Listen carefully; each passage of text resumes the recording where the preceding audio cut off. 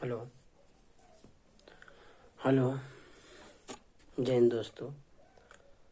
आप सभी को हमारे YouTube चैनल उत्कर्ष मस्ती 35.0 में स्वागत है।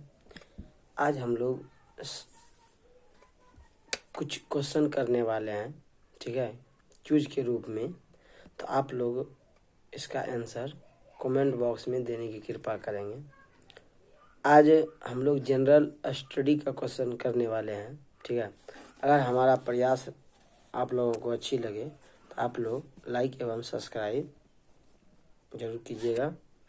तो चलते हैं। पहला क्वेश्चन इस प्रकार है कि हमारे शरीर में मलेरिया परजीवी का भंडारण स्थल है। हमारे शरीर में मलेरिया परजीवी का भंडारण स्थल है, वह निम्न में कौन है? पीलिया को कहते हैं, पेट को कहते हैं या यकृत को कहते हैं। उपर्युक्त में से एक से अधिक या इनमें से कोई नहीं। इसका आंसर देने की आप लोग कृपा करेंगे तो क्या होगा इसका आंसर? इसका आंसर हो जाएगा पीलिया। क्या हो जाएगा? पीलिया। पीलिया जो होता है वह मलेरिया प्लाज्मोडियम प्रजाति का एक कोशिकीय परजीवी के कारण होता है, ठीक है। और यह परजीवी सबसे ज़्यादा मच्छरों के काटने से इंसान में फैलता है। मलेरिया के परजीवी किसी वाहक के माध्यम से किसी व्यक्ति के रक्त प्रवाह में पहुंच जाता है, ठीक है। उसके पश्चात यकृत में पहुंचता है, जहां वे 1 वर्ष तक निष्क्रिय रूप में रह सकता है। जब ये परजीवी परिपक्व हो जाते हैं पूर्ण रूप से, तो ये यकृत से निकलकर, ठीक है, ये लाल रक्त कोशिका में संक्रमित कर देते हैं और अंततः लाल रक्त कोशिका के माध्यम से पीलिया में पहुंचकर संग्रहित होते हैं, जमा हो जाते हैं और पीलिया को संक्रमित करते हैं। यकृत को पीलिया को संक्रमित करते हैं। अतः हमारे शरीर में मलेरिया परजीवी का भंडारण स्थल पीलिया है, ठीक है। फिर नेक्स्ट क्वेश्चन है कि विश्व का कौन सा देश अपने संविधान में गर्भपात का अधिकार सुनिश्चित करने वाला पहला देश बना है?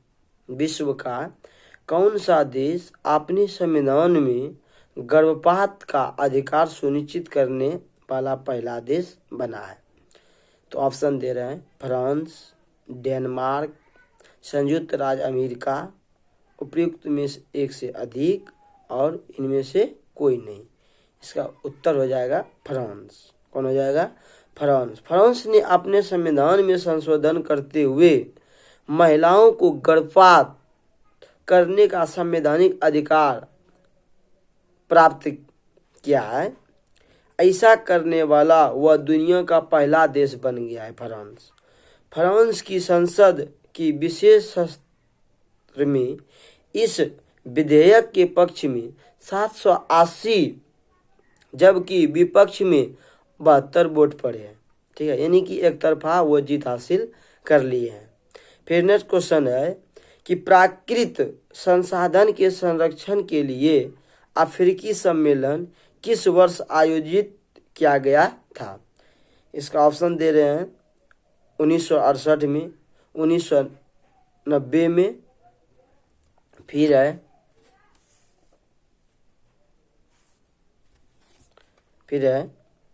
1980 में, 1960 में, इनमें से कोई नहीं। इसका उत्तर क्या होगा आप लोग कमेंट बॉक्स में दीजिएगा। 1968 ईस्वी में हुआ है। कब हुआ है? इसका उत्तर हो जाएगा 1968 ईस्वी में। प्राकृतिक संसाधन के संरक्षण के लिए मतलब ईश्वर के द्वारा जो भी बनाए हुए संपत्ति है या तत्व का भंडारण किया गया है, उनको संरक्षित रखने के लिए, उनको बचाने के लिए 1968 ईस्वी में अफ्रीका सम्मेलन सितंबर 1968 ईस्वी में आयोजित किया गया। और इस सम्मेलन के अंतर्गत 16 जून 19 1969 को प्राकृतिक संसाधन संरक्षण हेतु अफ्रीका संघ प्रभाव में आए थे। ठीक है, इसका उत्तर हो जाएगा 1968 ईस्वी। फिर अगर नेक्स्ट क्वेश्चन का बात किया जाए तो नेक्स्ट क्वेश्चन इस प्रकार है कि भारत में घड़ियाल प्रजनन केंद्र कहाँ स्थापित किया गया है? तो इसका ऑप्शन इस प्रकार है, सुंदरबन, WB या कार्बेट जो कि उत्तराखंड में है, उसके बाद मुरैना मध्य प्रदेश में है, मुरैना, और उपर्युक्त में से एक से अधिक और इनमें से कोई नहीं। इसका उत्तर क्या हो जाएगा? तो इसका क्वेश्चन हो जाएगा मुरैना, यानी कि मध्य प्रदेश में। ठीक है, तो मध्य प्रदेश राज्य के मुरैना एक जिला है, वहाँ स्थित राष्ट्रीय चंबल सेंचुरी घड़ियालों के प्रजनन का एक बड़ा केंद्र बनाया गया है। इस अभयारण्य में विश्व की 80% घड़ियाल आबादी निवास करते हैं। मुरैना में जो बनाए गए हैं घड़ियाल, उसमें विश्व के 80% घड़ियाल उसमें निवास करते हैं या रहते हैं। ठीक है, नेक्स्ट क्वेश्चन है कि भारत सरकार अधिनियम 1935 के तहत बिहार विधान परिषद के प्रथम निर्वाचित सभापति कौन थे? इसका ऑप्शन दे रहे हैं, राजीव रंजन सिन्हा, राय बहादुर सतीश चंद्र, और नेक्स्ट ऑप्शन है राजेंद्र प्रसाद, उपर्युक्त में एक से अधिक, इनमें से कोई नहीं। इसका आंसर क्या होगा आप लोग कमेंट बॉक्स में बताइए। इसका आंसर हो जाएगा राजीव रंजन सिन्हा। क्या हो जाएगा? राजीव रंजन सिन्हा। भारत सरकार अधिनियम 1935 के तहत बिहार विधान परिषद में 29 सदस्य थे। कितना थे? 29 सदस्य थे। सदस्यों का चुनाव अप्रत्यक्ष रूप से होता है। प्रत्यक्ष रूप का मतलब हुआ कि जिसको हम खुद स्वयं चुनते हैं वो होता है प्रत्यक्ष, और अप्रत्यक्ष जो होता है वह स्वयं कोई खास व्यक्ति न चुनकर कि उसके प्रतिनिधियों के द्वारा जो चुने जाते हैं वह होता है अप्रत्यक्ष। जैसे कोई जनता अगर किसी मुखिया या वार्ड सदस्य को वोट करता है तो यह जो चुनाव होता है ये प्रत्यक्ष होता है, और अप्रत्यक्ष होता है कि हम किसी सांसद या विधायक को अपना मत दे करके भेजते हैं और वहाँ वह अपने मत प्रदान करके जो नए सदस्य के रूप में बड़े पद पर चुनते हैं, जैसे राष्ट्रपति, वो अप्रत्यक्ष होते हैं। उसमें जनता भाग न लेकर के उसमें जो सांसद होते हैं, हाँ, वो विधायक, वो सभी जो है कि उसमें भाग लेते हैं, तो वह हुआ अप्रत्यक्ष। ठीक है, चलते हैं आगे। तो 29 सदस्य थे और सदस्य का चुनाव अप्रत्यक्ष रूप से हुआ। तो अप्रत्यक्ष आप लोगों को समझा दिए क्या है। और कुछ को मनोनीत भी किया जाता था। राज्यपाल के आदेश से राय बहादुर सतीश चंद्र सिन्हा के अध्यक्ष बने, बाद में राजीव रंजन सिन्हा को इसका अध्यक्ष चुना गया। फिर नेक्स्ट क्वेश्चन है कि झारखंड का घाटशिला किस खनिज उत्पादन के लिए प्रसिद्ध है? झारखंड का घाटशिला किस खनिज उत्पादन के लिए प्रसिद्ध है? ऑप्शन दे रहे हैं, बॉक्साइड, अभ्रक, तांबा, उपर्युक्त में एक से अधिक, इनमें से कोई नहीं। तो इसका आंसर क्या हो जाएगा? इसका आंसर हो जाएगा तांबा। झारखंड के पूर्वी सिंहभूम जिले में, झारखंड के पूर्वी सिंहभूम जिले में मौजूद घाटशिला एक छोटा सा शहर है जो अपने खनिज संपदा और प्राकृतिक सौंदर्य के लिए प्रसिद्ध है। घाटशिला में यूरेनियम और तांबा जैसे खनिज का बड़ा भंडार पाया गया है। फिर नेक्स्ट क्वेश्चन है कि जनवरी 2024 में देश के चुनाव आयोग के फैसले के खिलाफ पेशावर उच्च न्यायालय के एक फैसले द्वारा इमरान खान की पाकिस्तान तहरीक-ए-इंसाफ पार्टी को बहाल किया गया। उसका जो चुनावी था प्रतीक क्या था? ऑप्शन दे रहे हैं वर्धमान चंद्रमा, क्रिकेट बॉल, क्रिकेट बैट, उपर्युक्त में एक से अधिक और उपर्युक्त में से कोई नहीं। इसका उत्तर क्या हो जाएगा? इसका उत्तर होगा क्रिकेट बैट। नेक्स्ट क्वेश्चन है कि सड़क प्रकाश में उपयोग आने वाले बल्ब को जोड़ा जाता है। सड़क में जो लाइट लगाया जाता है उसमें उपयोग होने वाले बल्ब को जो जोड़े जाते हैं उसको किस क्रम में जोड़ा जाता है? बल्ब को श्रेणी क्रम में, दोनों श्रेणी या समांतर क्रम में, अगला ऑप्शन समांतर क्रम में, उपर्युक्त में एक से अधिक, इनमें से कोई नहीं। इसका आंसर क्या होगा आप लोग कमेंट बॉक्स में दीजिए। इसका आंसर हो जाएगा समांतर क्रम में। सड़क प्रकाश में उपयोग में जो आने वाले बल्ब होते हैं उसको समांतर क्रम में जोड़ा जाता है, क्योंकि बल्ब को श्रेणी क्रम में जोड़ने से प्रकाश में गिरावट आती है, जिससे यह इसके रेटेड ल्यूमेन से कम चमक देगा। इसीलिए बल्ब को रेटेड ल्यूमेन बनाए रखने के लिए इसको जो है कि समांतर क्रम में जोड़ा जाता है। फिर नेक्स्ट क्वेश्चन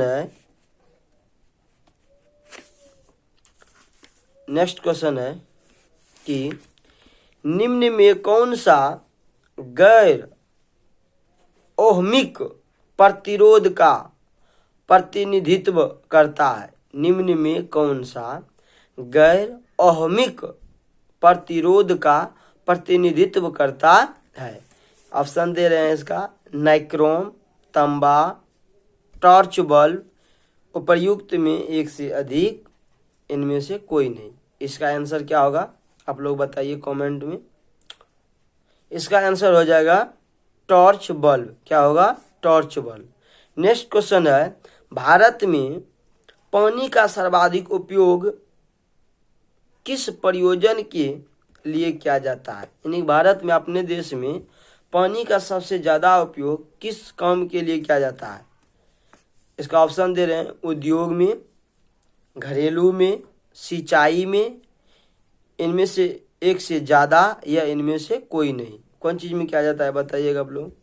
तो सिंचाई जो होते हैं कृषि के क्षेत्र में, तो सिंचाई के क्षेत्र में बहुत ज़्यादा जो है कि पानी का उपयोग किया जाता है।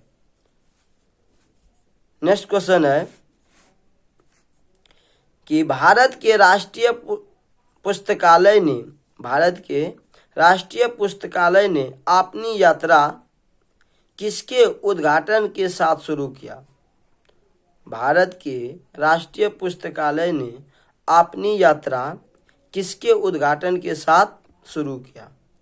ऑप्शन दे रहे हैं मार्च 1837 में कलकत्ता पब्लिक लाइब्रेरी से, मार्च 1838 में कलकत्ता पब्लिक लाइब्रेरी से, मार्च 1836 से भी कलकत्ता पब्लिक लाइब्रेरी से, इनमें से एक से ज़्यादा या इनमें से कोई नहीं। इसका आंसर हो जाएगा क्या हो जाएगा? मार्च 1836 में कलकत्ता पब्लिक लाइब्रेरी के द्वारा। ठीक है। फिर नेक्स्ट क्वेश्चन है क्या है? फिर नेक्स्ट क्वेश्चन है कि केंद्रीय विधानसभा में हानि रहित बम किसने फेंके? केंद्रीय विधानसभा में हानि रहित बम किसने फेंके, यानी किसने फेंका? तो पहला ऑप्शन है बटुकेश्वर दत्त, जतीन दास, चंद्रशेखर आजाद, उपर्युक्त में एक से ज्यादा या इनमें से कोई नहीं। इसका आंसर क्या होगा आप लोग कमेंट बॉक्स में दीजिए आंसर। तो इसका आंसर हो जाएगा बटुकेश्वर दत्त ने जो है कि केंद्रीय विधानसभा में हानि रहित बम को फेंके थे। यह बम 8 अप्रैल 1929 ईस्वी को हिंदुस्तान सोशलिस्ट रिपब्लिकेशन एसोसिएशन के सदस्य भगत सिंह एवं बटुकेश्वर दत्त ने पब्लिक सेफ्टी बिल एवं ट्रेड डिस्प्यूट बिल के विरोध में हानि रहित ये बम फेंके थे। ठीक है, 2 गो ने मिल करके फेंके थे, बटुकेश्वर दत्त और भगत सिंह। ठीक है, नेक्स्ट क्वेश्चन है निम्न में कौन सा कोलाइड नहीं है? कोलाइड नहीं है रक्त, सिरिका, धुआं, उपर्युक्त में एक से ज्यादा, इनमें से कोई नहीं। इसका आंसर हो जाएगा सिरिका। क्या होगा? सिरिका होगा इसका आंसर। फिर नेक्स्ट क्वेश्चन है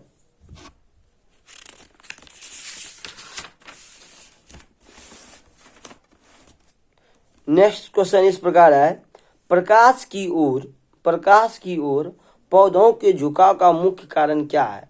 आप देखिएगा कोई भी जो पेड़ पौधे हैं वो प्रकाश की ओर गति करता है। इसका कारण पूछ रहा है कि क्यों कोई जो पेड़ पौधा होता है वो प्रकाश की ओर गति क्यों करता है, उसी ओर ज्यादा बढ़ने क्यों लगते हैं? तो इसका ऑप्शन है मूलाग्र पर ऑक्सीजन की सांद्रता, प्रारोह छोर पर ऑक्सीजन की सांद्रता, अगला है प्रारोह के छायादार भाग की ओर ऑक्सीजन का विसरण, उपर्युक्त में एक से ज्यादा, इनमें से कोई नहीं। तो इसका आंसर होगा प्रारोह के छाया भाग की ओर ऑक्सीजन का विसरण होना, अर्थात पौधों में सूर्य के प्रकाश की ओर तने का झुकना ऑक्सीजन के असमान वितरण के कारण होता है।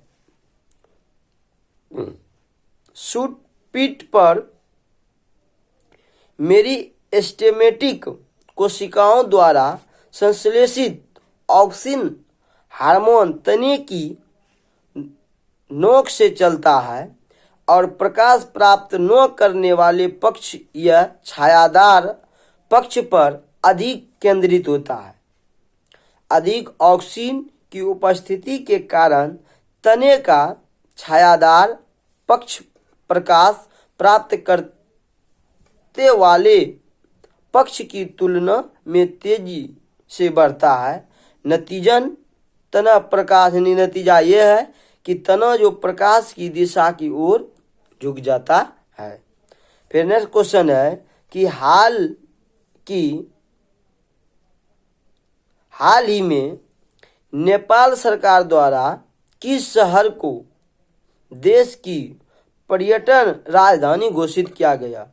हाल ही में नेपाल सरकार के द्वारा किस शहर को देश की पर्यटन राजशहर घोषित किया गया? तो ऑप्शन है काठमांडू, पोखरा, लुम्बिनी, इनमें से एक से ज्यादा, उपर्युक्त में से कोई नहीं। इसका आंसर क्या होगा? पोखरा। नेपाल का एक पोखरा शहर है।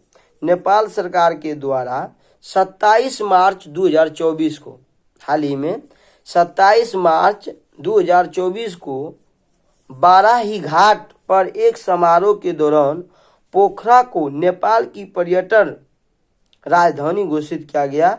पोखरा मध्य नेपाल का एक महासागर है जो गंगटी प्रांत की राजधानी भी है। ठीक है, फिर नेक्स्ट क्वेश्चन है मैग्नीज का उपयोग कहाँ किया जाता है? मैग्नीज का उपयोग कहाँ किया जाता है? तो इसका ऑप्शन दे रहे हैं फोटोग्राफी उद्योग में, माचिस उद्योग में, बैटरी उद्योग में उत्पादन में, बैटरी उत्पादन में उपर्युक्त में एक से ज़्यादा और इनमें से कोई नहीं। इसका आंसर क्या होगा? उपर्युक्त में से एक से ज़्यादा होगा। मैग्नीज बहुत भंगुर धातु है। मैग्नीज जो धातु है जिसका संकेत Mg होता है, यह जो मैग्नीज होता है वो भंगुर होता है। ठीक है, भंगुर क्या होता है? मतलब थोड़ा सा चोट करने के बाद वह चूर चूर हो जाता है। शुद्ध के रूप में इसका बहुत उपयोग नहीं किया जा सकता है। इसका उपयोग मुख्य रूप से स्टील जैसे मिश्र धातुओं में किया जाता है। मैग्नीज का उपयोग बैटरी उत्पादन में, कांच उत्पादन में, रबर एवं चीनी माटी के बर्तन जो कप सनी होते हैं, प्याला चाय पीने वाला जो चीनी मिट्टी का बर्तन जो होते हैं उसमें आदि बनाने में मैग्नीज का प्रयोग किया जाता है। तो मैग्नीज क्या है? भंगुर धातु है। फिर नेक्स्ट क्वेश्चन है कि सुभाष चंद्र बोस किस वर्ष भारतीय राष्ट्रीय कांग्रेस के अध्यक्ष थे? सुभाष चंद्र बोस किस वर्ष भारतीय राष्ट्रीय कांग्रेस के अध्यक्ष थे? तो इसका ऑप्शन दे रहे हैं 1938, 1939, 1937, उपर्युक्त में एक से ज़्यादा और इनमें से कोई नहीं। तो इसका आंसर हो जाएगा उपर्युक्त में एक से ज़्यादा, यानी कि सुभाष चंद्र बोस ने कांग्रेस के 2 अधिवेशन की अध्यक्षता किया था, यानी कि 2 बार अध्यक्ष बने थे। पहली बार 1938 में हरिपुर 52वां अधिवेशन था उनका, तथा दूसरी बार उन्होंने 1939 में, यानी कि 38-39 2 बार वह रह चुके हैं। इसीलिए इसका आंसर हो गया एक से ज़्यादा। 1938 में वह पहली बार हरिपुरा जो कि 52वां अधिवेशन था, तथा दूसरी बार सुभाष चंद्र बोस 1939 ईस्वी के त्रिपुर अधिवेशन के अध्यक्ष के रूप में हुए। अध्यक्षता हेतु गांधी जी द्वारा समर्पित पट्टाभी सीतारमैया को हराकर की, परंतु गांधी जी के मतभेद के चलते इस्तीफा दे दिए। क्योंकि 1939 ईस्वी में जब सुभाष चंद्र बोस त्रिपुरी अधिवेशन की अध्यक्षता करते हुए उसके विपक्ष में थे पट्टाभी सीतारमैया, और उनको मत दे करके जो है कि उसका अध्यक्ष के रूप में कौन आ गए? सुभाष चंद्र बोस।